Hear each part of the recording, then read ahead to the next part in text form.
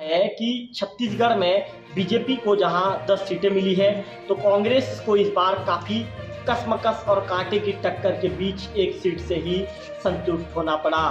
आपको बता दूं कि कांग्रेस मात्र अपनी कोरबा की लोकसभा सीट बचाने में कामयाब रही, जबकि 10 सीट उसके हाथ से इस बार चली गई।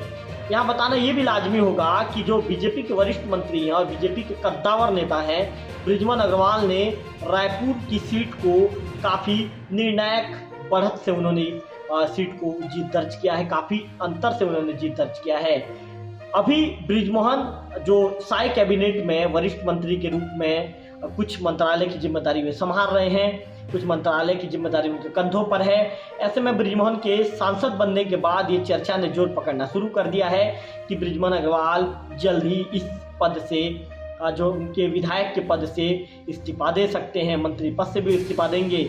ऐसे में जो उनके जाने के बाद उनके जगह पर जो रिक्त स्थान को भरने के लिए संभावित नामों पर चर्चा शुरू हो गई है।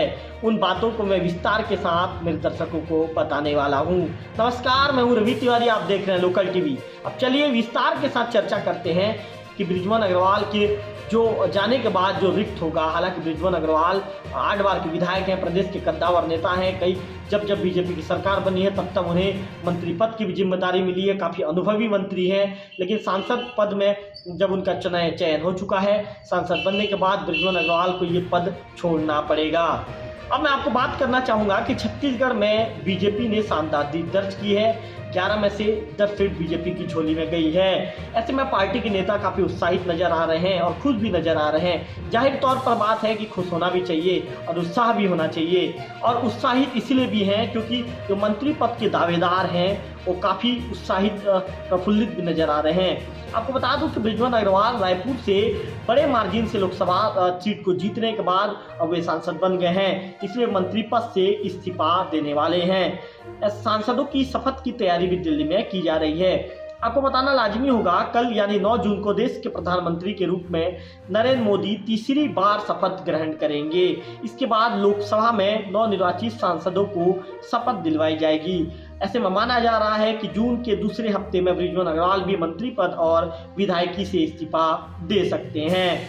आपको बताना चाहूँगा कि नियम के विषय में मेरे जानकारी मेरे दर्शकों को देना चाहूँगा। जो रिप्रेजेंटेशन ऑफ पीपल एक्ट 1951 के मुताबिक यदि कोई व्यक्ति एक ही समय में संसद और विधानसभा में यदि चुना जाता है तो उसे अगर यदि व्यक्ति सांसद और विधानसभा के चुना जाता है तो उसे 14 दिन के अंदर विधानसभा की सीट खाली करनी पड़ती है, वरना उसकी संसद की सदस्यता भी रद्द हो जाती है। आपको बताना चाहूँगा जो जिस तरह की जानकारी आधिकारिक सूत्र जो दावा कर रहे हैं उसके मुताबिक 9 जून को प्रधानमंत्री नरेंद्र मोदी के शपथ ग्रहण के बाद जो मुख्यमंत्री है, सूबे के जो मुखिया है विष्णुदेव साय, छत्तीसगढ़ लौटने वाले हैं। इस बार छत्तीसगढ़ लौटने के बाद जो संगठन के साथ ही जो सीएम साय तय करेंगे कि बृजमोहन की खाली जगह यानी मंत्री पद की जगह किसे दी जाए।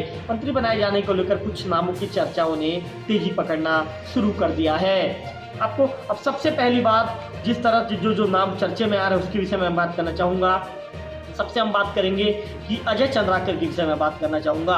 आपको बताना चाहूँगा कि अजय चंद्राकर प्रदेश के जो पार्टी के पुराना और विश्वसनीय चेहरा हैं। बिलासपुर संभाग के क्षेत्रवार समीकरण में ये फिट भी बैठते हैं। वहीं अग्रवाल समाज का जाति समीकरण दावेदारी मजबूत बनाता है। हार के बाद जीएसटी काउंसिल के सदस्य भी रहे हैं। अब बात करेंगे राजेश मूणत का। राजेश मूणत छत्तीसगढ़ का जो इंफ्रास्ट्रक्चर है बदलने का काम राजेश मूणत ने बखूबी निभाया है। ये रमन सरकार में भी मंत्री रहे हैं। पार्टी में अभियान और कार्यक्रमों को लेकर मूणत बेहद गंभीर रहते हैं। पिछले विधानसभा चुनाव में इन्होंने कांग्रेस को पछाड़कर कमबैक किया है। कांग्रेस के जो विधानसभा के जो उनके प्रत्याशी थे विकास उपाध्याय को इन्होंने हराया है। रायपुर सीट पर लगातार सक्रिय रहकर ये काम भी करते हैं।